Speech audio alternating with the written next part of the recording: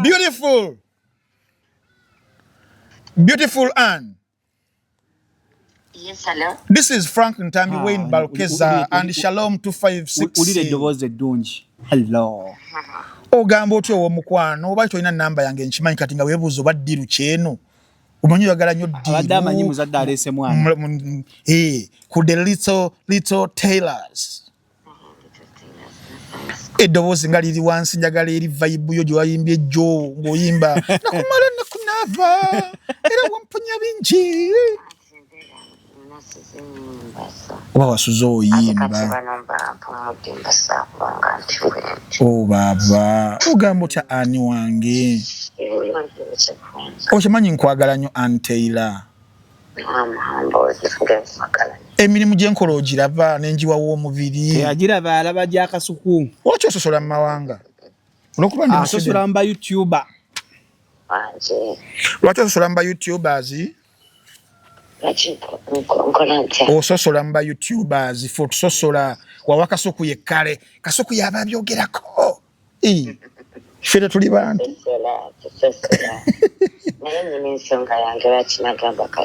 Nkitegeera muvudde wala.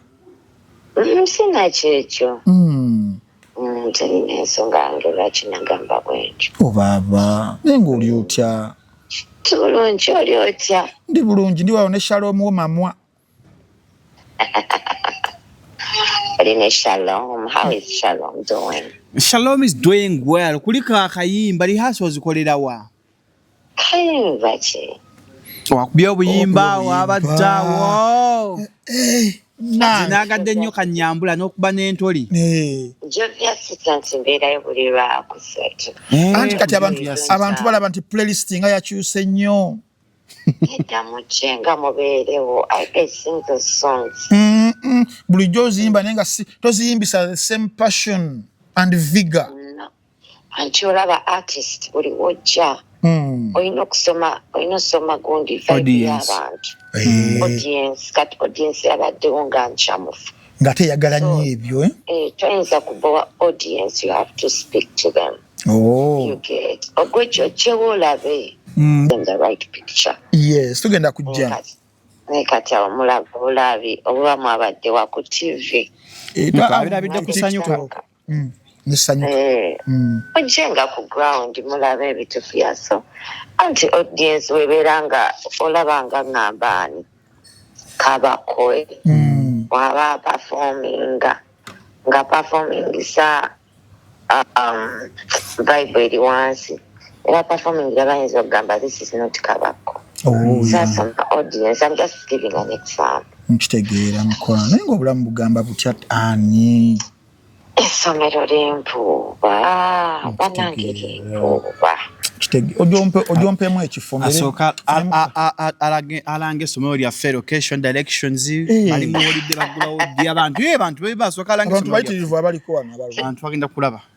Tulinayo grand opening nga 24 era kati pressure nnene. Eri ali business shower Yes. Kati eno grand opening yange 24 guno omwezi.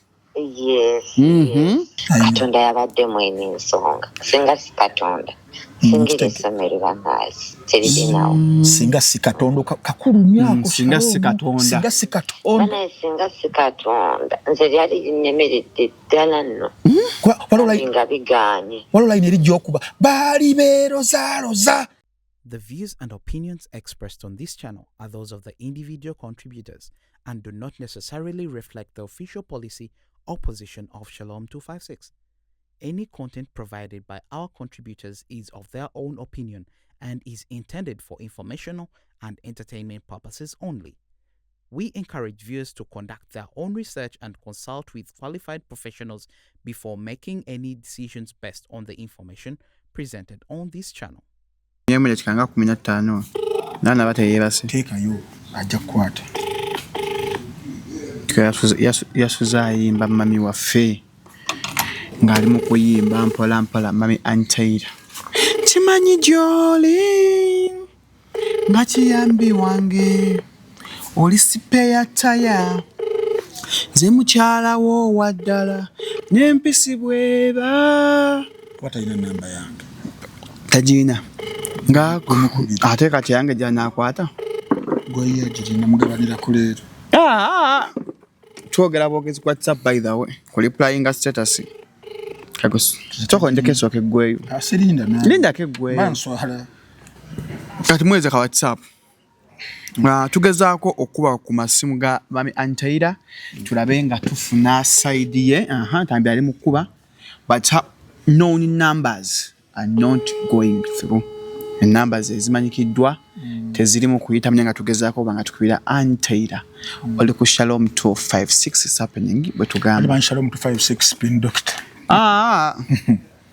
nabyo oli kanso byali agamba mbusimanya banteka ku musango gwa gundi toliko ogwa dduliro yata ya Shalom 256 yata kita Shalom television ya mwana wa Nuhu akane mugamba atera ne yegana naga kati file bayikyusiza bibasoka kulaga Shalom 256 ka kanso terera kanso kato kataso kate baateka ku musango gya dduliro wanga tajja kukula kakulu Antaira achitonzira achitokwata simu zange ze Frank Antambi Wayne Balukezi kote simu zange ebyampaka bulide Antaira mugambo yagala lugambo Antaira ogana okukwata simu yange ngenda kwogera byensanze yayimbya akayimba nyambula wennayo mwavu n'ombadala nzifunye wayimbye buli kimu n'olyoko oyimba musimanyi walimbala Juliana kasi nabikowa nange ne bwoli kolocha n'oyimba byonna n'obiyimba Antaira nga kiki nnyo Antaira fresh gang lwaki ebigambo biyisa mu nnyimba obubaka kyo buyisa mu nnyimba oyagala vyo direct nga bwetukusindikira Sakozi ate onyumya birala lwaki tobyogera mu kamera Antaira lwaki oyimba ennyimba oteekamu natekamu ssebo n'ebisoko yakubye kali kanyambula nali kwogwe ebirowoozo bindi kwogwe na buli kalungi nalyera nkagaliza walabira omuntu ng'akayimba kameka sitakola bwati click the finger bayacha mu Luganda gundi ensolobotto ekasta entoli kasta kuba bwati ngomanya n'okuba n'entoli akayimba kamutuuse Antaira tuli mu kukunoonyaako twagala tukunoonye tugambe tuli mu show mugambe tuli mu show twagala mukubirwa twagala obubaka buno obufuna nzira ama side tufunye side yayo nakatwagala ku side yo to balancing a story biki ebyaliwo what occurred biki byotayogera lwaki yakugwa kumma permission yobyogerako naji wakaso lwaki oji wakasuku nga nange nayogerayo ko kantu ku Monday Frank Antambi Wayne Balukeza nga twesanga nnyo no ngamba naye bulaza newe yogeza nti ndi bulaza katompa kantu Antaira teyeddira munyankole Antaira alimu si musayi gaffe rwandi tola nti mulungi bano bakalema aba fefe abi nagadya omusegwa figwe mubi ntambi ya Samira muli dedda sebo baza wali abala abalungi abaganda kituufu nemwe mukiwakanya omanyi wayogedde wali abawala wali abala abalungi abaganda kiba kikonfirm nampija owente yes baba dana nabatanz yes omulungi nnyo atenga muganda Anatalia Ozi Anatalia Ozi kankudire Antaira Sandra Liani ali mukulimba gwanga wanji Anatalia Ozi simulungi mulungi so ntambi tulina abalanga balungi nga baganda waneno ebya serious we bali tuna wale bala Palo Magic they are those girls that are nyamusanyu. You remember Stella Nantumbwe? Yes, she's a Muganda. Nantumbwe is from the Kobe clan. Yes. We have got also who hinga bakubalia kungaro Etania Mutoni Munyarwanda bananga aba Munyarwanda tutulina banji nyawo wagate kamukoni na Lugwa Black Sugar muna Kenya atera na yero na tusola mwita mu sentence akyalungi nedda baddo marayo bagala kuononeka bala Abaganda Zubeda Muganda ye mayanja anti ero laba kitegete Kalima Kamirembe ne Kalima Munyarwanda kano ka fake Kanyarwanda fake Munyarwanda kanyawo Rebecca Jingo tuna ava peace ava peace Muganda yedirante okirabye ate abana betera muri mwaka sana nedda Stella Nante yedirante Stella Nante bako ebyo era ali mwaka sayi tamuli kasayi ali mwaka sayi obwesi Abaganda ekyo ekintu kikomeye ekyo mwabatulaba ekyo gamba mbo omuntu yedirante si Muganda osobola okuba nga weddira nte ng'oli Muganda. Mulimu akantu. Temuli. Era bona ogenda obalaba nga bali mu Stella Nante wuuli. Stella Nante omulala ddala mwana Muganda yeddira nte. Yeddira nte naye ali muzzukulu wa Katongole. Tola mukulu we Kakooza Micros. So naffe abaseba ab'ente tuli balungi ab'ente. Kituufu. Nante obulungi bwe si bw'Abaganda bokka mulimu aka. Temuli so Ntambi. You can be beautiful as a lady without having other attachments. Marwan's attachments. Ng'oli Muganda. Yes. Antuli mu bamenya bakubuze. Ava peace Muganda. Yeddira nte. Oyo omu. Ani era omwegendeza nyo banga limu akasaayi. Talimu kasaayi Muganda. Namugonza. Something of that kind. Yes. Naye nga yeddira nte.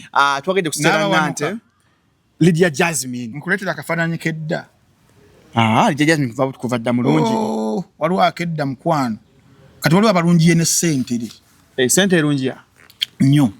Wekolako pano beating n'otereera. Newekupanga eno pano beating awo otereere. Mulimu abateredde obukulu balungi bwa bukulu. Netugamba buli obulungi. Jowiranda. Muki? Muganda ye Namugerwa. Namugerwa Joan. Kawala okirabye? Tuyimiridde sseba Abaganda. Milioni 14. Lita dancehall.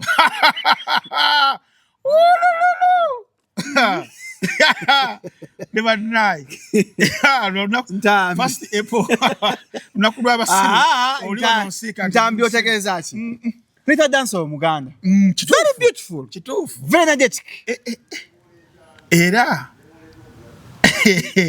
Ntambi. Owakanya bulungi wata dancehall. Mulungi. Bagamba beauty lies in the hands of the beholder.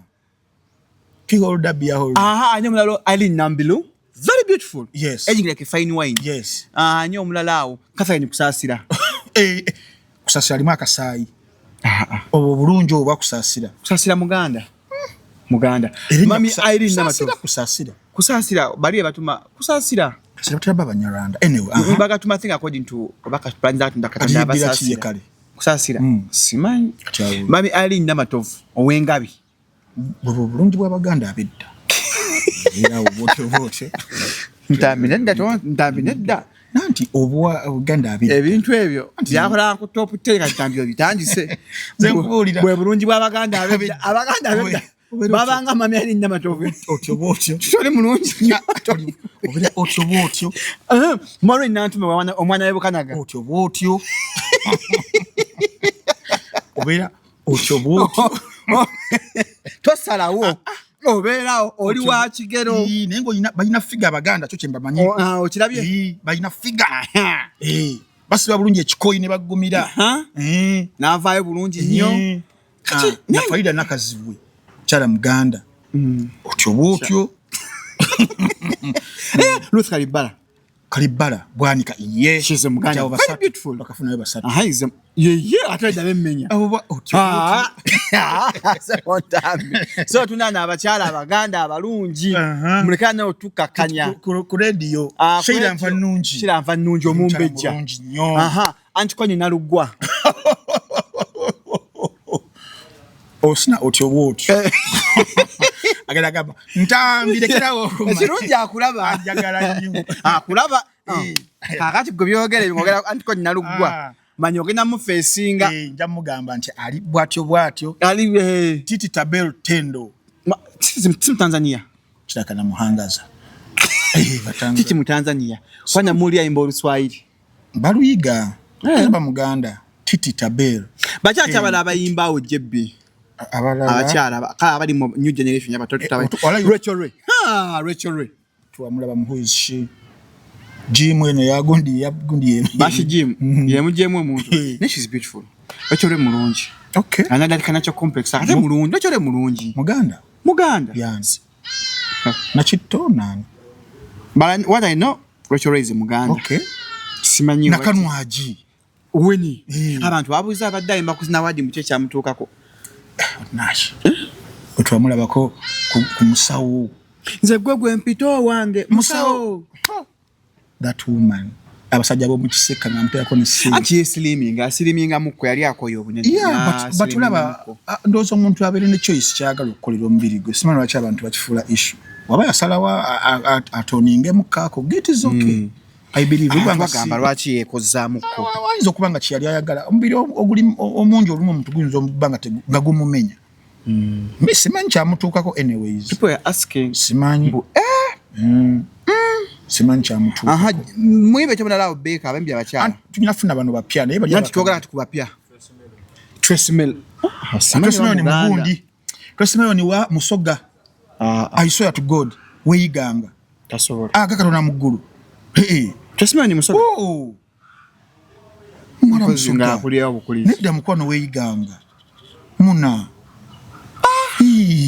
Temumwesibako mwana. Tugaba mukyazaako Tracy Mel atubuulire. Naye wayentambi wawe na bwino. Musoga. Anya mulala awo. Songs haven't tulinayo Azawi. Uncle Azawi. Ni Uncle Vinka. Uncle Vinka. Kati ate Uncle Vinka muganda Vinka nakiyinji yeddira sokosi entama. Yentama endiga. Endiga yes. Anti yo yafa dita ntama. Yeddira ndiga. Yeddira. Ate ono mwala gwe ono zai nacho oyo yali muswangizo omulala. Ali ntale. Zafarani. Neka chacha. Nachoya. Yani? Ya nachoya.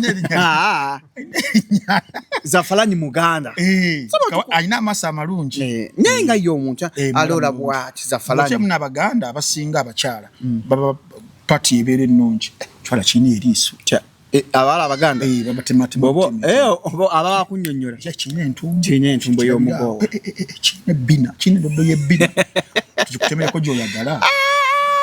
Sabo ntambi ozalalira bwerere abaana we bali wano banya bala gutubera ku TikTok ta abaana bayimba yali wa Mimi Kampala tomumanyi yayimba jangu tukube mmese gwe Hamadi swalale oyo nandola Mimi Kampala yayimba kapekena gundi nandola yayimba Muhammad bamuta Mimi Kampala Muhammad akakoya kaka Muhammad sinando love gundi olirake gundi kofunyenze serifofuna kuna chingumi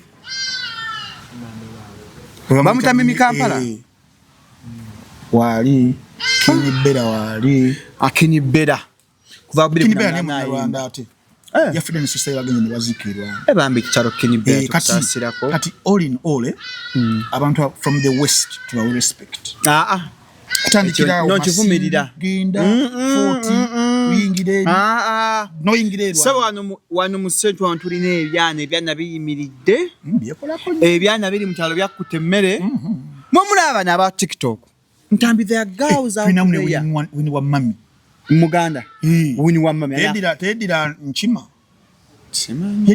ina kafeero abantu mama wange oyo ina kafeero ate zaira baby Sala bebirala bikamuganda.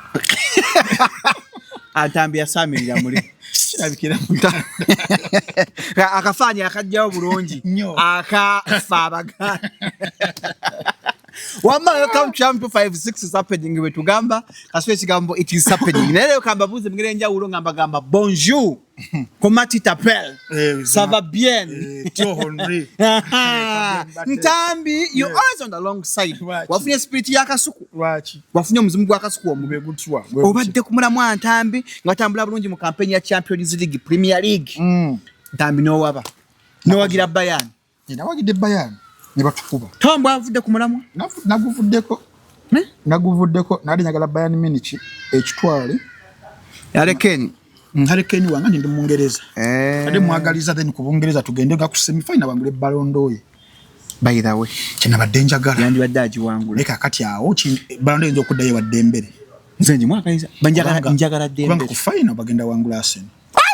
Ntabidamu bantu bawulidde. They are those who have just joined the live ku final. Njagala kati Ntambi otandise njagala nkubulira bulungi. Final tuinako Arsenal ne PSG. Yes. Arsenal yokuba PSG sidamu kola kantu. I'm telling you. Arsenal yokuba PSG sidamu kola kantu. Over mu YouTube. Yes. Ne malo obusawo mba mu YouTube mba mu Uganda. How can we survive Arsenal nge wangu? How tusobola bele okutana aba Arsenal? Kitegeza nava mu YouTube, nova mu Uganda, ningende ye Tanzania kuzensaba Atlantase. Nsabanga nkyali mu Atlantase okulaba Arsenal nge wangula Champions League. Allah achinkingirize. Allah tatuvangamu. Nsaba amaanyi gonna oba jajja onyalanira nga mbanga yankibuuka omumbaire agenda akwatedde mbere amwongera amaanyi bw'okimanyi eyo timu ya PSG mu Europe awo ye timu babaze wali mukudduka wano era Kavaskalia yagambye nti motto if you can't run you will be put on the bench oba tosobola kudduka ojja tuulo ojjava ku bench badduka timu sibya kuzibira yes timu yabwe laba formation yabwe ne style of play yabwe nti yo ojiraba okitegeera ye timu nti ina forward yayo eri fluid nti teri static bwe tudda exano bwetyo na bano bwotyo ne mwenda gwe tumakinga eri fluid babeera bati cover asobola okubeera nga ali eno ku left mudashika nga nyanga yali mu center Dembele nga yali ku right eri mudashika nga 3 nga yali wano mu center nga yakomyewo wano okitegeera ba wing backs bano nga badduka bakola runs wala banga ba Hakim bade banga ba magoro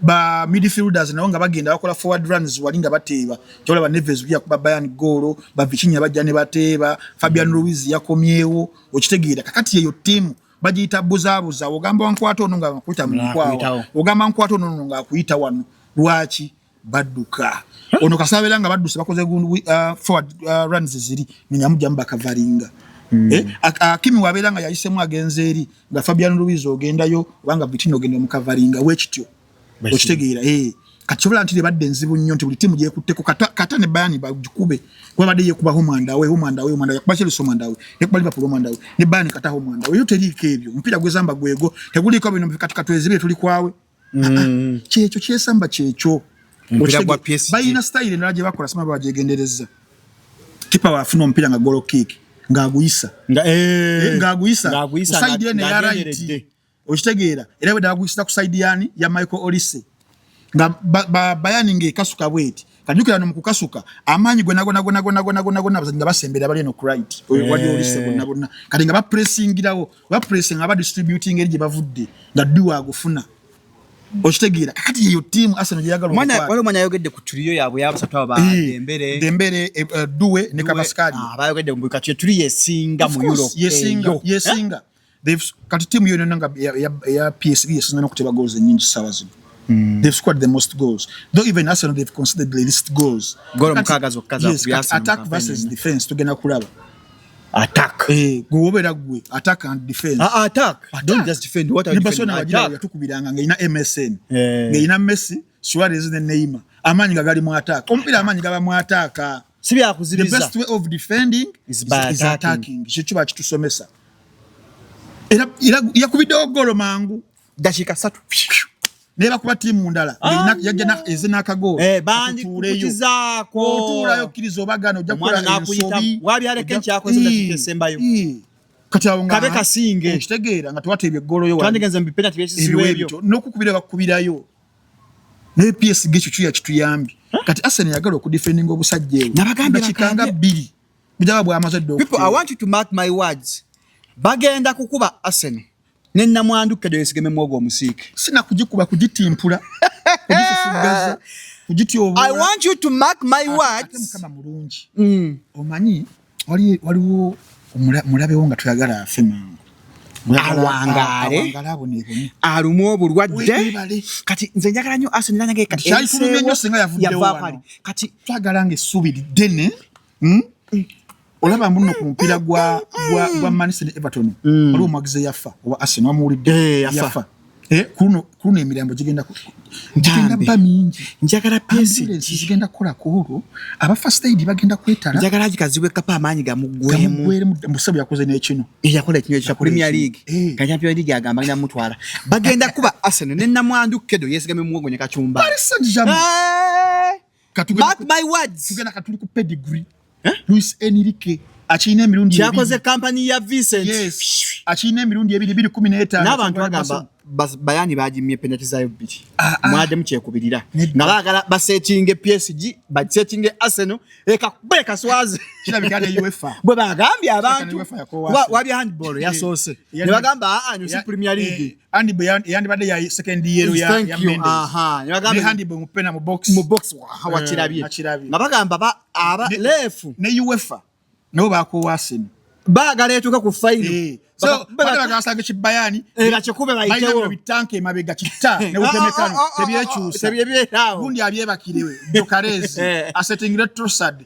tosad agutere wali buka yakomyewo buka yayiweyo tujako pacho ni makunyos uvubuka buli yawo butonotono webu gumpi uduka butayiza era buli muntu omulamu sabange naku z'omwezi 3 May obe Allah wobulamu bagenda kuba Arsenal ensinge iraba gazamu mubitereke muri bikomyawo a few moments tujja kuswala nayenze ndi sure place jegenda kuba Arsenal sure barakallahu fikum yes munanga eno kuba kufuso kuba twaje kusulima se nga mune King Sagenzo kwagira mukwano gwa MC Scorpion yadda ine chifu kya kupima seronji which we love but twagala security eberawo waba walunye kupima seronji twagenza okulengera ntambi engumi King Sava okuyimba okusinzira kuye yavudde ku stage ava okuyimba nasanga nga abavubuka ba Palaso bawambye emmotoka ye ekyavuddawo okulwanagana okuyomba twe nyaka video kende bya kama ka Kissland atambule nnyo ku gaadi ya Palaso ebigambo byayogera ngabikubisamu ebyaziza bafane mwongena bafana kyayogedde onimigo byayogedde nga kyage manyiga kutte ku ngumi abakosa ko senga saataliwo nga entambi I thought nentalo zikomye nga twazimala twetaaga ntalo twetaaga music. Do they progress the industry or they are putting it at stake or somewhere? Ekisokera ddala olutalo luno lwali lwatandika dda lwali lwatandika dda Palaso ne King Sabo naba NUP katati nga chechi barwana entalo za music zichira ku ntalo ez'ebintu ebinzo bagate ebirala kebere eddiini oba byabufuzi entalo za music zibera nnyo about supremacy zibera nnyo about ego anyasinga zenkulagako olutalo lwa King Saha ne Palaso lwasookera ddala era Palaso yalunyumyako in fact nali naluwulirako nenga sirukakasa paka Palaso ajja nalukakasa n'agamba there was a time webesanga in fact olunaku taso ogende wa King Saha yatunyumiza olutalo olujjukira naye ne tugamba why but Palaso nabikakasa olunaku wa Palaso yali acyankalanye ne Chameleone yawo mpola nga bali wa Chameleone Saha namugamba tosola vuma baba wa something like that Saha nagenda mmotoka najja ejambia agenda okujjanga ne Palaso akunganyiza amayinja eno King Saha akutte jambia Palaso akunganyiza amayinja Chameleone yenyiri nyini atego bali buli oma protective anagambireke timulwana nibadda olina za ejambia onamanja nene agasuula Mansuru nga ate ne baddayo bombi mu motoka emu yaja ejambia Mansuru atambula ne lipo King Saha lipo tola bene jama jambia King Saha ne mulala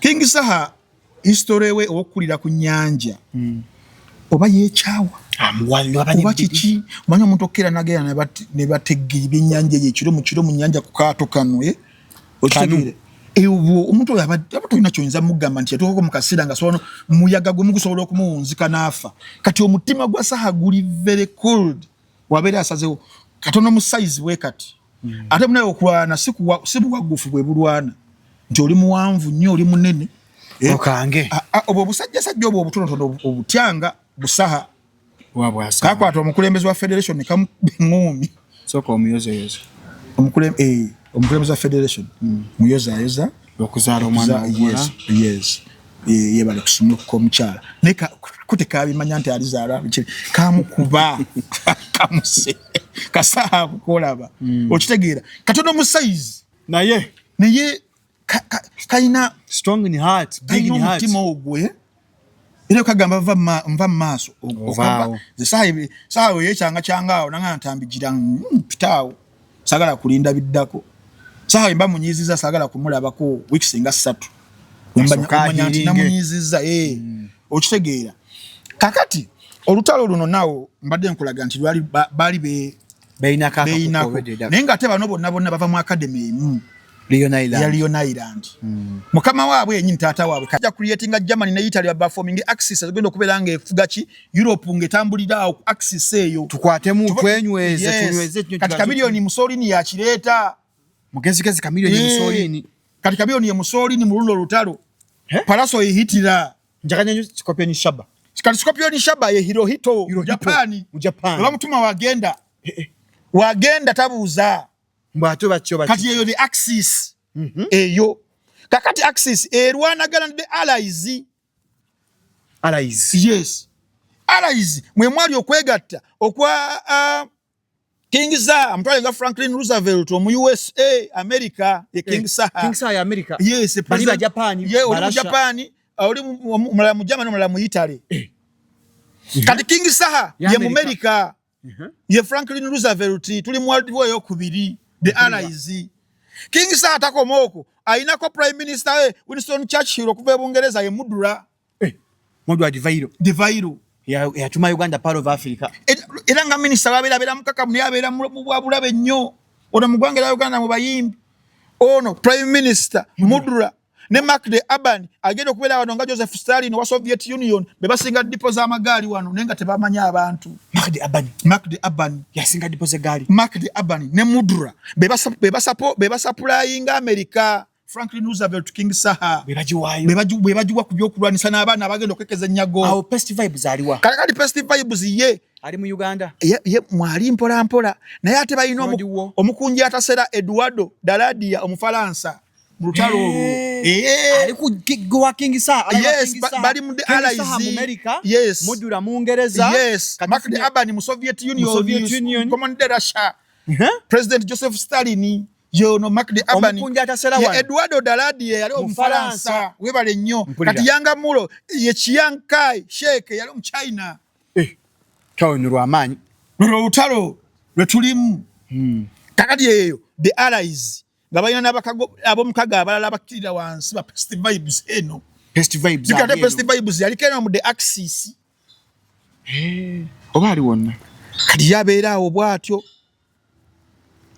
Bano bamunyizamu aba allies bakati naagala agendera mu Axis ne tanafuna reception yemala kakati ye ali awo bwatyo kakati Germany twagambe ye Palaso ehitira yatandika olutalo wano we yasaba abayimbi abataweza nyimba 20 eza hit nagamba nakola list ye wakola list yeyo Franklin Roosevelt King Saha teyaliko kuyabanye nyimba hit sadi rubo hiringa Claude wa lutandika rubo hiringa uko mu asatu mu mwenda rubo hiringa akitantekako era muzimu ku meeting yali awo ku kodi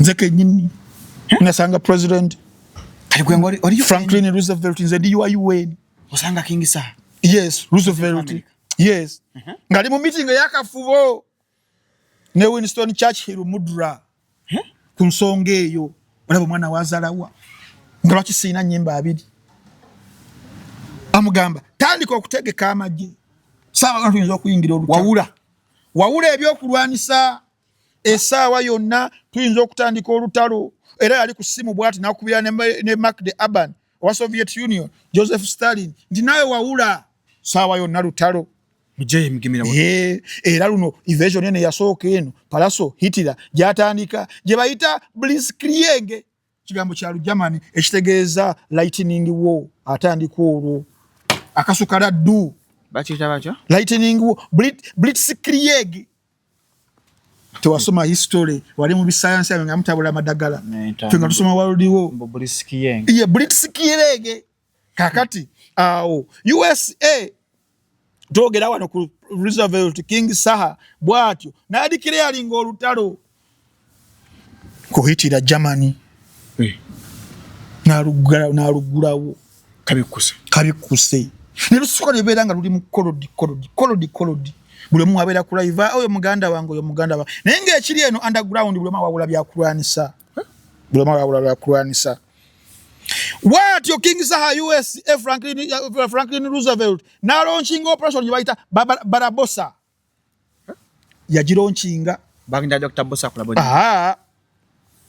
yajironchinga Barbarossa operation yeyo abajukira waluduwo yokubiri mujukira America yaronchinga King Saha na yajironchinga wano na invadinga narumba kakati ejo chemwalabye bada the Battle of Berlin ngabagala okusanyawo Germany chimwalabye nakulabyawo but before that wabadde wato olutalo olulala lubali baita the attack on Pearl Harbor olu Araba ya Japan juka Japan wano waliwo Scorpion Shaba wano ya alumba Pearl Harbor akulipolinga amajega saha USA ku Pacific Fleet ye ajishankalanyi wawulirira wali egaba uyaja nayogera Scorpion Shaba gusaha tujja kukolera wewe tujja kujja akati that was the attack on Pearl Harbor kumbe agenda kwesukulira kalimu obuuka bamukoleko atomic bomb ku bugabe Hiroshima ne Nagasaki sawa yo na Scorpion Shaba alumbwa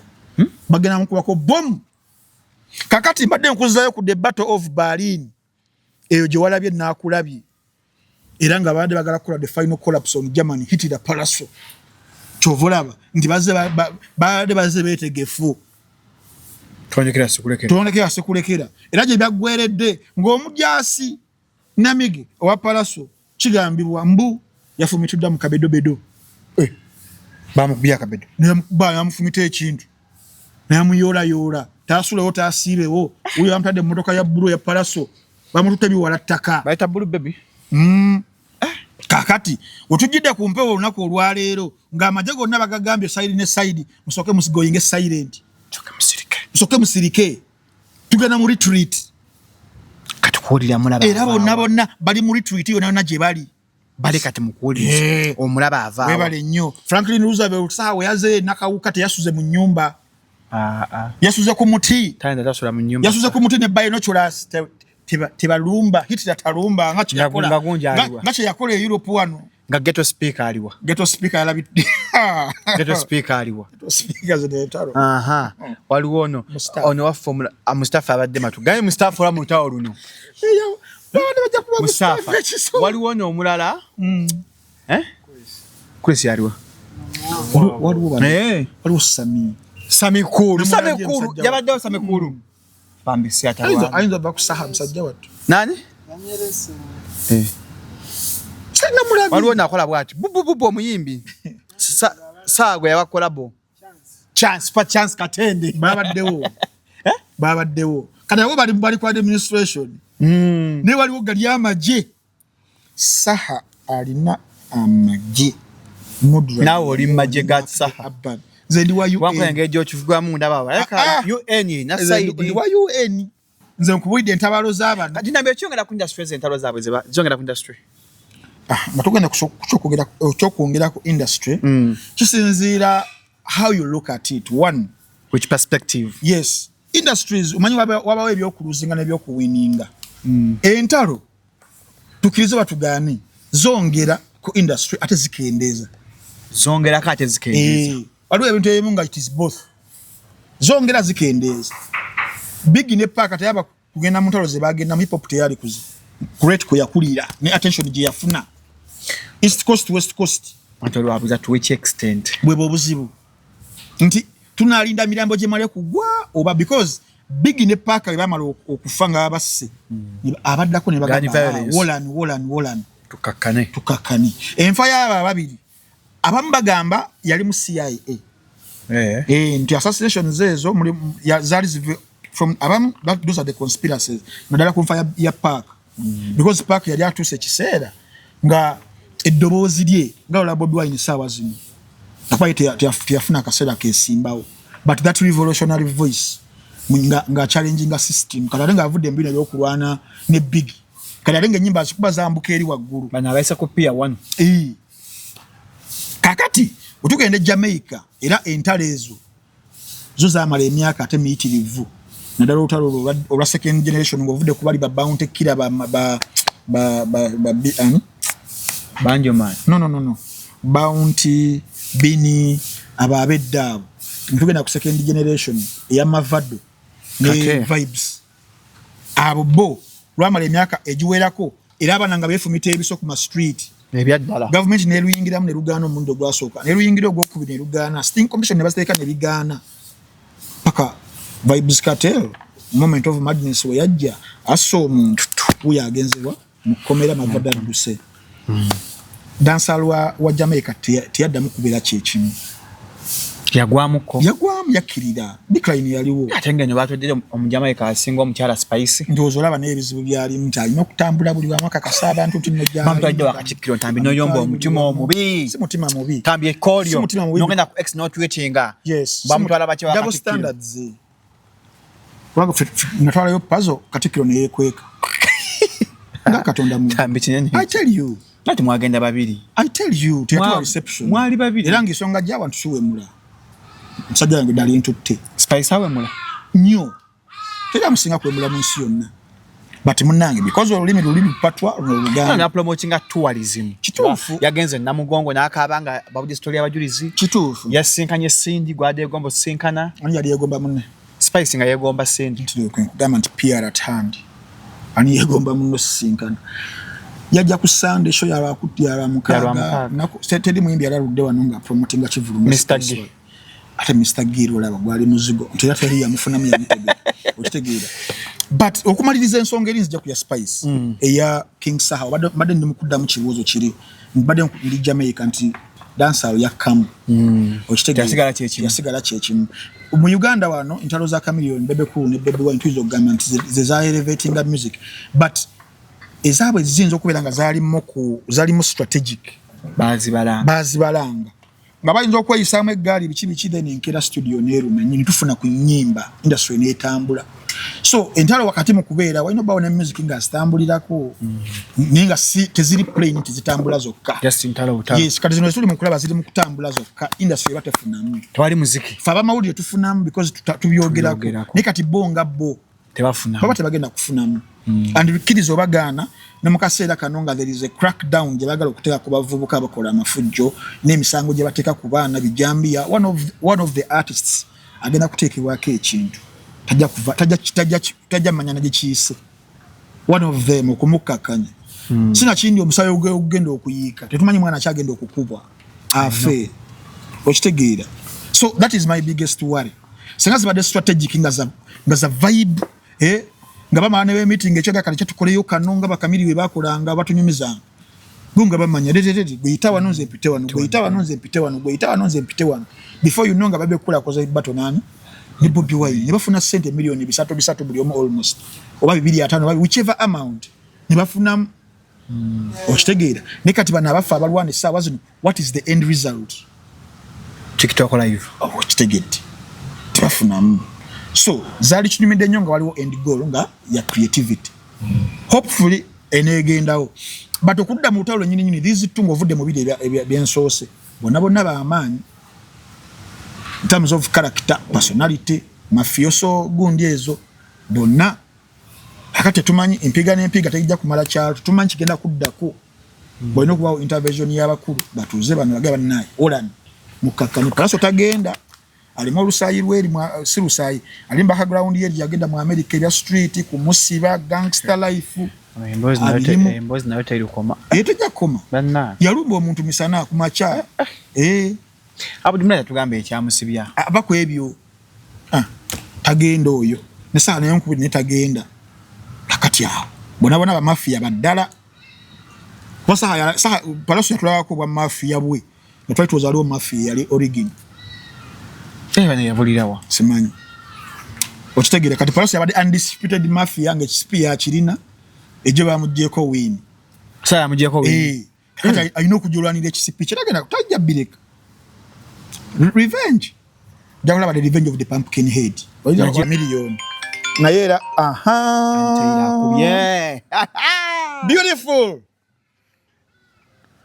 beautiful Anne. Yes, hello. This is Frank Ntambi Wayne Balkeza and Shalom 256. Ulire eddoboozi eddungi. Hello. Ogamba otyo omukwano oba toyina namba yange nkimanyi kati nga weebuuza oba ddiru kyeno omanyi oyagala nnyo ddiru abadde amanyi muzadde aleese mwana ku the little tailors eddoboozi nga liri wansi njagala eri vibe yo gye wayimbye ejjo ng'oyimba nakumala nakunaava era wamponya bingi oba wasuze oyimba baba ogamba otya ani wange okimanyi nkwagala nnyo Anne Taylor emirimu gyenkola ogiraba nenjiwa w'omubiri agiraba alaba gyakasuku lwaki ososola mu mawanga olwokuba ndi asosola mu bayoutuber lwaki ososola mu bayoutubers ososola mu bayoutubers fe otusosola wawa kasuku yekkale kasuku yaba byogerako ffe tetuli bantu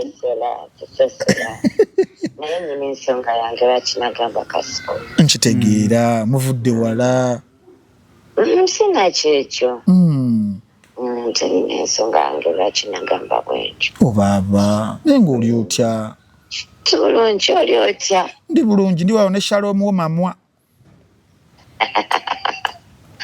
Rene Shalom, how is Shalom doing? Shalom is doing well. Kuliko akayimba lihaso zikolerawa. Kayimba ki? Wakubya obuyimba wabaddawo. Zinagadde nnyo kanyambula n'okuba n'entoli. Jovia City mbeerayo buli lwakuseetu. Anti kati abantu balaba nti playlist nga yakyuse nnyo. Nga mubeerewo I sing the songs. Bulijjo oziyimba naye nga toziyimbisa the same passion and vigor. Anti olaba artist buli wojja olina okusoma gundi vibe y'abantu audience kati audience yabaddewo nga nkyamufu nga teyagala nnyo ebyo toyinza kubowa audience you have to speak to them you get ogwekyo kyewo olabe tugenda kujja by the tuli ku Shalom 256 tuli mukola kasho kano mpola mpola so just in case bambi bayitomanyi yes yatu tuli mukubulira ku bantu byabaddewo ejjo ku Jovia City but it's always good when you come around now you can give them the right picture yes tugenda kujja kati awo mulabi oba mwabadde wa ku TV twabirabidde kusanyuka ojenga ku ground mulabe ebitufu yaso anti audience weberanga olabanga ngambani kabakoe waba performing sa vibe eri wansi era performing abayinza okugamba this is not kabako sasa audience I'm just giving an example nkitegeera mukola naye ng'obulamu bugamba butya ani essomero ly'empuuba banange ly'empuuba ojompemu ekifo asooka alange essomero lyaffe location directions bali muwulidde bagulawo ddi abantu basooka alange abantu bayitirivu abaliko wano abantu bagenda kulaba tulinayo grand opening nga 24 era kati pressure nene eri ali business shower yes kati eno grand opening yange 24 guno omwezi yes oyisaani naani otuyise definitely I would love to see you guys come through tulina okujja it's an open invitation oyinza okuddamu nange n'oyimba akayimba akankwata ku mutima Katonda yabadde mwene ensonga kati oli ajja kubuuza banne boogera ku ssomero erivumya Antera nerisangibwawa essomero erimuvumya essomero lisangibwa Kira nga wakava ku poliisi Kira ku poliisi nga wakava ku poliisi Kira awo erisangibwa oba otuusi naye akayimba nkaagala there are certain songs I love because of the message Katonda yabadde mwene ensonga singa si Katonda singira essomero bangaasi teririnawo singa si Katonda kakulu nnyo singa si Katonda singa si Katonda nze lyali linnemeredde ddala nno nga bigaanye waliwo line erijja okuba baali beerozaaroza anti it's part of that song olaba oba oyimba oluyimba obaamu verses kati obaamu line nga byose ng'okwagala yakunyumira kati gwe Frank toyinayo line ekunyumira in any song gyogamba kino n'oluyimba I know kangereze ku lwa Dr. Jose n'oluyimba lwenjagala nti tambula ndabe kabete wange mwenyamu kaseko kange kwagala nnyo munange kwagala yegwe Antera kati nze nsobola olondamu ako nga kanyumira nnyo nkitegeera kati n'olwabugembe eyo line ali bandokaloga mukama nansumula kanyumi nkitegeera mu mikwano gy'olinamu abalogo wanje mu mikwano gyo olinamu abalogo asinamu balogo ani ayinza okuba nga aloga Anteira ani waffe tewali aloga ate bagamba aloga naye kufa abakkiriza tugamba teri ddogo eri Isirayiri kati Franco kitegedde teri ddogo eri Isirayiri okiwulidde era kati nze ng'omulokole tugamba nti kwati nga bwe n'abo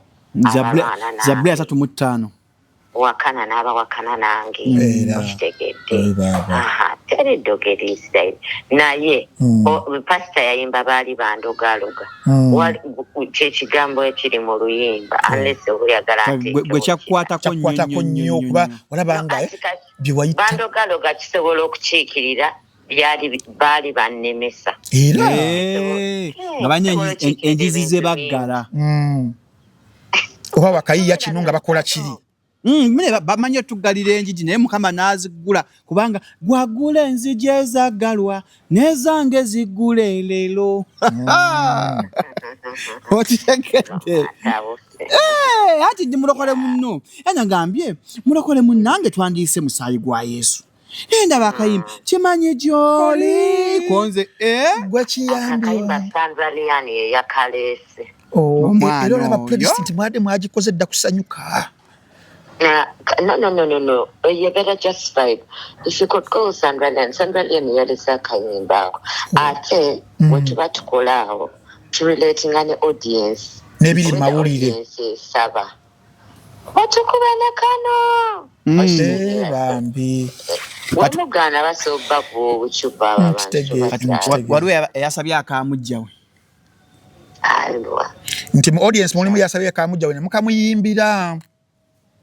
Kayimba Sandra yakalisa tinga munetimba musobola kamulekererayo nkitegeera banaye ate kanyambula kano nali kugwe ngebirowoozo bingi kugwe era audience yakasabe naye nkagala nnyo babe kayina message kayina message eriwa like olaba ennyimba zedda it's not the same nga kati zetuyimba lwabanga luli action fact kati ekyo Frank akitegera woluwulira okuva gye lutandika melody nungi lyrics ziri mature I know ogamba you flow with the song noba tewaliwo naye wowulira oluyimba olwowulira nga story wulira wagirimu nkituufu kubanga kyefaananyiza you can relate Shalom oba awulira nnyimba kikati ono warege oba ate reggae ina music ina meaning reggae ina don't come back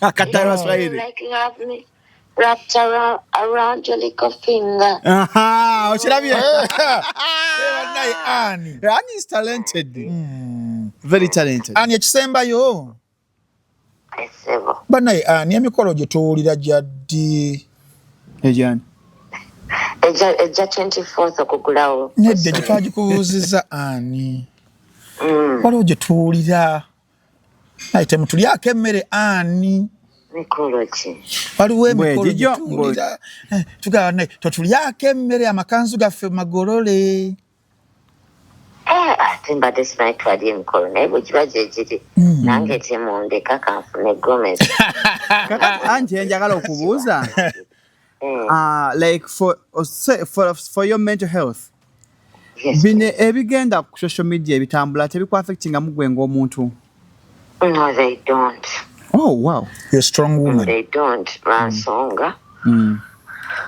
sibiwa byodde mpaako ebitono obudde nentegera kino kyekigenda mu maaso then nze nenkola ebyo ebigenda maaso sigambadde siri busy yandibadde oba oliawo bikuaffectinga natunagula njokunyaffe bwe mba njagala okubibeere nga it affects me mba ndi awo ng'omusiiza nkubira ndi ku Little Tailors oliwa mba okitegeera so because ndi very busy it can't kale naye nsasira bafaani bange bambi bo bali affected because out there oli akusanga mu kubo ng'otambula bananga ntera teyingo bayawulidde biti ati waliwo ebyogerwa ku TikTok ate abeera muzinnuweyo ne boogera ebigambo ebijweteke tugamba Naye bajja kwokya nnuma y'omuntu bajja gikumako muli okuva wansi. Ate nnuwa ki bane temutokyeza mamoto. Twagala n'ayogera ebigambo mbwera Antaida ne ŋŋamba ani waffe. Naye ffe twakufuna dda ttiimu tuli ku ttiimu ya Godfather. Tuli ku ttiimu Antaida. How is Kasuku? Mulungi yakamirwa bina. Mwena nno nabasooka olaba Kasuku. Yasaze nno n'enviiri leero. Kululwo. Yage for Antaida's sake. Let me trim off this hair. I stand with Antaida. Mumumpeerereza akayimba akagamba. Zinyambula we nali omwana mbadala nzifunye. Lwaki onnondoola? Nyambula wanvu mu bunaku kati nzifunye. Lwaki onneesibako? My love for you will never die. Ekyaliyo. Together Forever you will Kuli Antaida.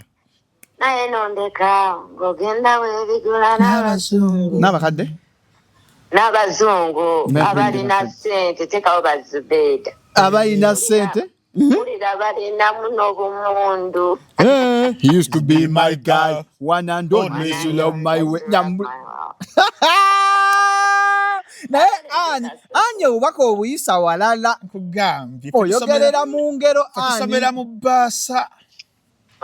N'akayimba kaweereza Kasuku kati tuzi mwagala muweereze kayimba. Okay, oyinza obba okaweza Kasuku naye over the weekend Salongo yakola video ng'akwegayirira ebigambo tebibaawula. Obubaka bwe abufuna obwa Salongo.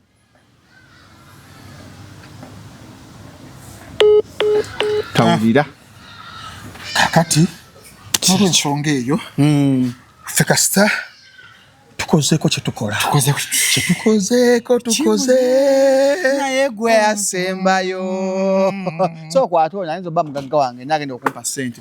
So njaga soka tumalira ddala story erumu ya Antaida. Ebize biyita mpola mpola nga bitambula. Nga tewagiwandiisa story yawe. Yini yabadde ddako wano. Ntambi. Twali tumaze okukola Sunday Nation omwami naye n'akolayo ka interview.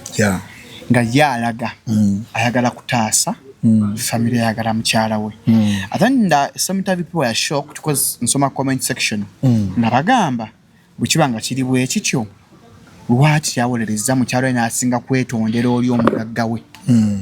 Ati kibagamba ekyo. It is very unfortunate mo your story yonna okutakinga people for granted abamu. Like people have been taken for granted okubafuula nti tebategeera ensonga zino. But one thing kyensinga okuanticipating because for abalala ba third parties okuba netwogera tuyinza okupassivingibwa obulala batufuna bubi. But these are public figures. Okitegeera Salongo is a public figure, Anne is a public figure, Mami is a public figure. Anything ekijja however slight it is kiba kigenda causing impact. Yes, kiba kigenda causing waves. Mawulire babirenga bakola ki baboogerako. That is the price, and I told any public figure nti ekyo kiwasabirira Katonda ofuuke kino omuwendo. Fame has a price. Yes. Buli kintu kunse ekirungi kyoyayaanira kino omuwendo. Kyobula namwe abayayaanira eggulu mumala kufa. Eggulu libasaba okusooka okufa. As a must. Tulina sooka kufa. Yes. Osasulira omuwendo ogwo okugende mu ggulu. Okitegeera. Kakati ne ba public figures amannya ge mulina ago biki byonna. The price you're paying is otuka akaseera nga privacy yo eba ntono. Kyovula abantu nze mbawulidde bubi nnyo nsonga zino ez'abantu abo abasatu. For omuku abo abasatu okubanga yazanya sympathy. Yes. Mulimu azanya mu nsaasire. I'm innocent. Yes. Omulabye Queen Florence. Genda omutuuze bambi wali. Genda omutuuze tofaayo. Nti mulimu azanya bambi. Bambi eyo ate mu kumuzanya. Kubanze kyannumye nnyo nti Shalom tuli mu mulimu guno ogw'amawulire ate baganda yafa bamba gutusookamu. Ekintu ekibira kiri worth kubanga kiri newsworthy. Sisobola kunyiiga nga Shalom agenze n'akavalinga story eri newsworthy bwetyo. Gundi bwe yanyize sinakakuweereza. Jacob omusamize. Naganya kakanyiza Shafiki Kayima akoledde ebbanga. Nenga Shafiki bwensambi okwogerayo naye leero ku macha nga ambuza katale kali kumpi kukuletera talk. Shafiki Kayima? Yes. Kwata akantu kano beka baga kuni. Yes. Shafiki Kayima. Nze Shafiki tuogera. Nsembi ko jungo. Yes, nsembi okwogera naye. Nga yagala genda either mu katale k'ekibuye oba Nakasero afune enkota z'amatooke 3, seggwanga 2, afune cabbage, nyanya biki, wo. You elevated. Anebaze. Yes, you elevated his career. He has never gotten this moment. Wait. Kati olumu omuntu ayinza okukakanya Shalom ayogedde biko ninga tumanchi okoledde in this guy. Kwanza nabi ne comment section ng'abantu boogera kirala nengenza okula DJ Jacob omusamize ng'agamba Shalom ne Kasuku ne ntamwadde nga mwetesa mukakanye nze nkoze ko ne mugamba yes gwa numbers gwenga kalukagaana gwayagalibwe nnyo chemanyi na Jacob yali yagaddeko moment wetu tetujja jimuwa okitegeera because Shafiki is appreciative of that. Yes, Shafiki tubala yajikamyemu no jikamyemu yekamyemu yes nakolayo ne Kagundi wakalabye na feno ne bafene tumuwa okitegeera so eyo moment abadde agyetaaga mu mazima era ye mu mutima mu mativu because bakwaye amawulire agamanyi era ajja kujja agire mu yes but the man is okay kati bana abala batamanyi ate basobola okujja ne boogera ebyo okitegeera kati okukizayo ku kiri kyembadde nkugamba nti mu mawulire story ebera ngeri news worth someone will go and do it. Wabanga agikoze in this case Sakozi yagaya nakola ki story ne Anteira na agikola nagiraba yonna siraba wombeera yonna Sakozi mu interview eyo nti yali akakanyani SB4 abakubanga nze yali ate mu position ya Sakozi ate maybe yali video different I know nti ati nandibuzize ebibuzo ate biki ebiri deep ennyo ya Sakozi amanyo salamu Sakozi tutewandi Sakozi ye nkola na mwena Sakozi ye muntu tuno okola shona bitunula mu wala bange oba nina wenna backrash ngagamba we kanti jemu okwewala and I believe nemwe yayinza okuba anabi yajja bazze ku Sakozi ebisajja yazze ku Sakozi na ali na mukuba okitegeera ninga ate eriguli lyabadde likola ki Newsworth yes but because otunulira ekigendererwa ntono kigendererwa kyakwagala kujja diversion ku the main story ku mami aji diverting nti waliwo abamulwana tewali alwana SB4 ba YouTube tewali gwa nga mulwanira ki timulwanira mugagga mama Fina mulwanira ba sponsors bebamu mulwanira ekya numbers kyabalabi be bakisalawo nibasalawo kale tulabe entambire ero kyatugenda mulaba waliwo nze shows zenko ne bataziraba bulungi waliwo n'okulero ne bagiraba bulungi okitegere ekyo kyasi kyaffe ekyo Shalom tosobola nakukirwanira tosobola nakikolerera Katonda yasalawo nakuwamu kubalala yes nawamu kubalala nabo bashininge bwe nakukakanya because twagenda okujja wano nga ba SB4 bali bati bakola time yabwe yali eyo mukama nga jaba wadde maybe but mukama era yasalawo n'agamba kakanemuko akatika kanka kwasemune ku muntu ki bayinza okufuna obulala ganinga ge mazima mu buli kintu kyonna kakubere kuyimba nobera ngo baddo yimba nnyo wajja kujja Katonda agambe akati omanyi omukisa kati Joshua Baraka yagulina nga industry nayo nagwe mutunulira yafuna ebirungi yagenda muzisimanyi awadizawa yafuna zikolabo ennungi sikubeza wamu kozo olina obwongo ogeje oli ku Joshua Baraka mwogera naye abantu bageye mukasavu de management adamu kuyimba na Fiki ndio yakunza kama driving up point ya SB4 okitegumba yes so mbade kugamantisha ekintu kya viewership kino sisubira muno fena bali mulimu guno tuina kikolerero bakirwanira ekyo kyo si kyafu ba viewers tuina abana ku YouTube kuna abayina wako mulungi n'okusinga wafu I know ngekifananyi kirungi substance mulungi koze bitabe nonna birungi subscribers kwebali yes ne mukama n'agamba ate kati omukisango waddon ate kati ngu waddon ate kati gwe nkumuza ate kati kankwate mukono akati muli nebuuza mwami SB4 agamba nti waliwo abamulwana nga ba YouTubers nga bamulwana kuki and why are they fighting him kitegeera so nze mweyo yona n'ensonga nze awanumamu ng'omuntu nti twali badde ku main issue eyajja the gist yes Substance. Get twali addressings, but not kuba kobe wekwasa. You're scapegoating through other people, such that diversion eva kuchiri nedda kubano. Abantu watandika kubuuza bani abalwana omusajja. Kati linga tuvaayo. Nenga tetumalirizzaayo kyovula abantu buli issue ejjanga temugimalirize mala nekola ki nekomawo eventually ono muyinza okwebuzaabuza kati obadde diversion edda kati bali mu kukuba kasuku kati bali kasuku. Yes, I think they were waliwo ndooza abahayaringiddwa okukuba kasuku ate nga kasuku ekintu kyeyayogera kyali very simple, but because we have people who have simplistic brains.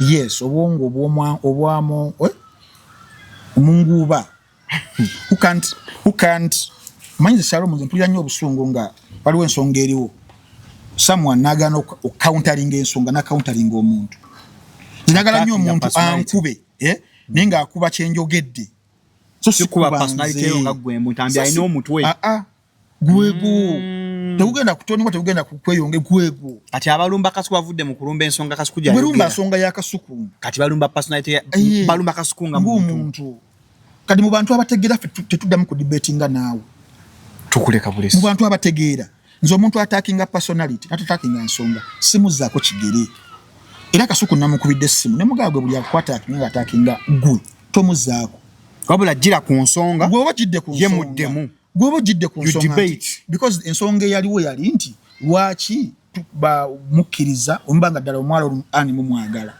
yenga yo mugambe ensi mukkiriza okubanga atagulwa empologoma nga business ye bagikuba yatandika yandibadde discussion ne wodda ku gwe twakola bwe tuti oli muti inaba now you're discussing the person kati nze mbase kuddamu era oba ompangudde twakuweerera era nze ku social media wano nze omuntu ng'ayagala okumpangula kugira ngo okuba ntambya oba ompangudde nakuba ntambi ng'omuntu sikuzaaka abo oba ompangudde oba onsinzeewo nejja nga idea tusobola okudebatinga paka olunaku ne lukya ne tugenda mu lwokubiri n'olwokusatu oba okitegeera so tulina kiyiga omuntu omutunuulira n'akuvuma n'abeera mu mmotoka n'anyiga nadda gwe muleke that is his world or her world and good enough abantu balaba kibalaba kiri kyoyogedde kya Shafiq nti comment section yalamula you were exonerated kati oli wabazze nga gwomuleka abantu bano batukolera because tetubikola bisigale kuno tubikola abantu balabe besalirewo kati abantu kye besalirawo kyekyo bamanya abasiru bwe tulina mu society nti oyo mugwagwa oyo yavaako oyo ayina ebizibu oyo yawunga oyo yawugguuka bakimanyi people know oli yagwagala kambaka abantu batumanyi balaba abeesonyiwa tebakyatambula naga akanfune wengira batumanyi fenna era nzi waliwo olunaku lwenna I lost my mind nenziramu omukwabo and messages ennafuna tambi teyali badde oddamu otyo omuntu yagwe eddalo enyangala kubanga n'okuddamu banga ashalom kati gwatuuse ensonga yo kireke toddamu mwogera oddamu otyo omuntu yagwe eddalo abantu balina ebizibu shalom ebiri mental health mental challenges definitely omuntu yenga buli sawa abamunyivu sigwe omunyezeza naye buli sawa wajja abakula live bwazi naye kabwa twakinga bwakola noka bitirivu kakati aba bantu babamanyi nze mba njagala ojje tubeere ku idea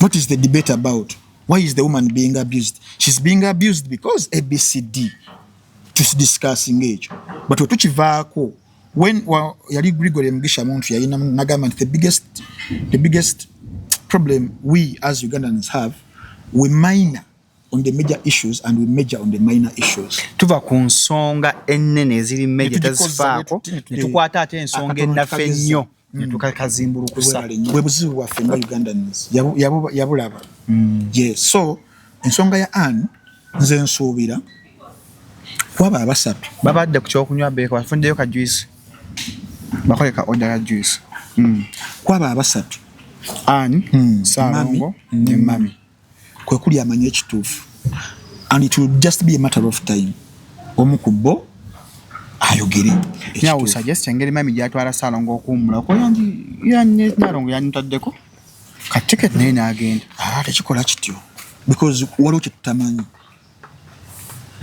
waliwo kati mugwe wasoma ku sciences ne math waliwo ebintu ebimu bwogatta n'ogatta kino gamba okay kiri bwe kiti okitegeere because we all know and moved on We all know SB Funaye. The base is better. Gemazima. That is the base. Better. But maybe courage.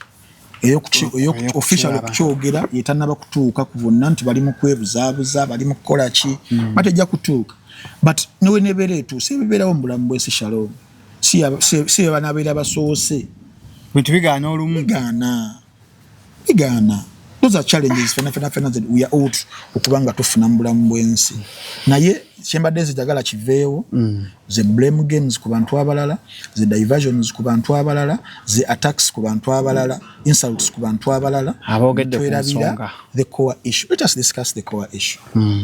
Tujja kufuna mbeera zino zonna kale mbajjukiza aba Sempton Construction and Property Management Company basangibwa wa Kampala Nabbingo ku 0758821603 ne 0787 943539 General Consult bazimba ennyumba land surveying balina property management bakunganya ennyumba z'abapangisa balina n'edduuka lya curtains ne interiors bakubireko obenga munnanga ate bakuzimbira ennyumba ennungi ennyo olw'omukaaga ono tugamba bakyengera ku summit wasona mbazira tone ndongo mnyatiri kuzikiza kuingia mtwalo gumu VIP ordinary byonna na mtwalo gumu 12 front page n'amaso bagikaziwa kapaba hita emitwalo 2.5 ne meza ya milioni 2 mpola poza face kyatambula busiika Vumba town gayazaawo ku 0759 224099 kubaka kyesimu ogendeyo olambulete tataka ne milioni 5 milioni 2 milioni 1 tandika nayo omwago gwekongo n'ettakalyo chapa gayaza mu town chapa kisoma Kampala Frank Hatambi muno wachi agamba atya muno wachi yacha kujogeza nti kumutwale 3 eja Uganda zichali standard. There's a new movie I watched yesterday. Yesterday I was home. Yes. Mawazo kulengana na film empya. Genda ali kugondi yawe dashboard. Wajira mwani. Ngajira byemu Emmy. Vije Emmy wuno. Man on Fire? No. They will kill you. No. Bavengenza from infiltrate bawalabye ku nkadde. Think about the nkadde. Genda wa Jingo. It was in Jingo's voice. It was Vijay Jingo. Don't blow it. Shelter. Yeah. Shelter final Jingo yagikoze. Junior yagikola, Emmy yagikola, ICP yagikola. Yes. Okay, kwa nsanza ICP lero. Tuwaddawe menge wa Sabasajja Kabaka. ICP nkutumiddeko n'atubuuza bali ne mukobeeko oyo. N'atubuuzaako ICP n'atugamba mukyazaako. Akkiriza. Akikwogera emboozi. Akkiriza. Takkiriza naye tujja mukonvinsinga. Kale. Kwatunyumizaamu akabooza ne ICP. Tekaba kabooze bamboozi. Ba. Kwanza Ruganda lwa kisiru. Tunyumizaamu emboozi. Tunyumizaamu akaboozi. Ngolamusizaako ICP ogambo yakoze anakyayogera ekyo. We are not what? Both are competing. Are we like? Ina gundi. Both are in competition. Bobo ebalibo. Yes. So you muno watch nti I speak kwebali Junior, Emmy, Jovan, Tom, Shaukani n'abalala bangi ba uliyo ba Ize manje video Chris Sweet. Yakolanga film bwa high school no agulu. Film bwa high school. Takyabukola nga busesa bwa wala. Wala bakomadde olaba film za Chris Sweet. Nezo zonna zimalayo. Layira. Zonna. Remi nogiraba extortion nogiraba. Kati buli ICP like oyo Chris Sweet anyumira. Ana film no bwedda buno bwa 1940s nga walavu nga busesa and is funny. Yes. So muno watch genda gwe ayine simu yo nga togirina go and download the application whether you're using iOS or Google Play Store. You can download our application and use your email, your password you want to use. Then oberenga or subscribing and abalabira ku smart TVs era nako nadala ku Android TV. Our application is there, but also others abaina smart TVs. You can just go to your browser of your smart TV and you put web.munowatch.com and waliwo integrations more software for tuli kubanga tukola updates mu abalabira ku smart TV. Interface egenda kubeera njawulo muko egenda kuba eri user friendly nnyo okusinga ko tipano weri. So mwekumire ku mutimbagano ogwa Muno Watch. Mpola. Ate Job Giant. Mwezi gwa tutambula abantu bali beta Job Giant boba kugamba nti ku mutimbagano gwabwe ogwa www.jobgiant.net bagamba nti Hello Ntambu, we are going to clear you soon. We haven't forgotten you. Kale, bagamba nti how to apply for your next role on JobJant. Step number 1, you visit the platform and click the link in the post to be redirected to www.jobjant.ug, and then you sign up as a candidate. You choose the candidate option during registration, and this will ensure that you will have the right tools to build your professional profile. Then you complete your profile, you will fill in your details and upload your latest CV or resume. Then a complete profile will make a great first impression. Then there you browse through the job list. Then there you submit it, or you submit your application. You will select the job that fits your skills, and then you click apply. Kuberenga gulabwa obanga gushtuka kubali abanonya abakozi namwe abanonya abakozi era still process yemu ojja kuvisitinga ogende ku www.jobjant.ug oberenga ate kintu kikwasaganya bulungi nnyo wabula singa okuba ku simu eno 0749 052 000 oba 0747 827 822 bajja kuba bongera okubanga bakuyisaamu ngeri JobJant eno gyekola ku mirimu wano mu ggwanga erya Uganda sako n'ebweru w'eggwanga iyo nali n'okutwaliza mu ensi yonna embeera ebirenga etambula bulungi. Ate gwagala osasula ebintu kozesa Airtel Money *185 *9# sasula amafuta restaurant byonna byoguza mu katale obenga atewangule ne kasente ne kadi yaffe ya Airtel gikozesa obenga otambula. Ne Biva Organic amuyiseewo bulungi nnyo. Agamba atya? Biva Organic kyali okutali kya Disenjobe agamba yajjajjabisa butonde ku ndwadde zonna eziyinza okuba nga zikulumbagana. Olina pressure, olina sukali, ndwadde z'abato, bakulu, njogere kindeke kibuli kalwadde konna malaria, musujji, bisenyiga, matu, maaso, anything ekibeera nga kikulu oba nga kikutaataganya ba visiting aba Biva Organic basangibwa side zaawo Emengo ng'oyambuka ku Masengere hamu Kasarao batundira eddagala batundira omengo omuganda rather meters ntono nnyo okuva ku main road yeyo ya Masengere kizimbe kijja kuba okiraba kinene kya green ne white ojja kubeera oyingira omwo bajja kuba bakulinze aba Biva Organic Dr. Richard Senjobe zomanya gwe bazaala nattanga kati ye parasu takkiriza oyo mwana amayanja onawulira odusadde okulira nduulu akuba kagatusala konta twanguwe mangu nga tekannajja akakuba kali mu kujja tugenda bali ku spice mangu spice bwe yagenze Mengo n'ovaawo n'oyomba sayombye nabadde ndowooza ndaba standards ntambi ziriwa kubanze ze nabadde ate ndi mu ate agamba gwe wayombye just gwe ntambi yonna ko olwokuba bate bakwajja ku mugaati gwa PR wa spice ko gwe kuba kube nedda sibakuba naye kati nze kati what is my role in society? You only dog watching like I'm a critic. Yes, you're critical of performing arts. Wenda banga waliwo ekintu kye nze munze mundowooze yange kyenda banga si kituufu nja kyogerako. And they call it hate. I'm a hater. No. Nabadde ngamba yi nayo mukulu katikira ayise ennyimba zo ne bazimumaze zimuwulizisaamu yakitegedde n'okuzitegeera. Kati ziri mu lupatwa. Bwe obuzibu naye okwemula kuba kwemula whether language ki oba language ki. Oba kitegeera. Naye katusoke tuwumule tusetinga abantu maleyo topic eyo. Tujimaze aga tufiirako tugende begenda malirizo tumaye topic eno yes so kyekyo nadeze kwetuli nade sina buzibu nakyo nekyo nasinja okwagalako vibe agirina omwana w'obuwala oyo ate show yetibadde mu bantu yada ino kyekwatiramu Uganda Tourism Board kibadde kibamenya kati balina omukozesa hopefully ajja kyongera ku budget ye amwongere kasente bamukozesa emirimu mingi tabaze kosa nko muyimbi n'omu kalira ali wasozo wabula ntambi omanyira mbomimbi spice ali wasozo nchagala ku best yes ate nchajja wafano kyanja katafu ajja katafu ona atambu ajja kwenye ku Sunday Nation we bala ajja kujja ku Sunday Nation onajjewo ata after party governor washiraga bonna kakati that is the problem shote badde mu bantu kanaba organizers nabo basasa balino mu is it working out is it going to pay off kibadde wasuli ono kigenda bayitira ku bantu wali shote badde mu bantu kati sawa zo she's everywhere ajja kufuna abana abeera afunyeeyo mpola we batyo okitegeere tugasoka no ntambi onaku olwaleero mubeere bulungi mweraba.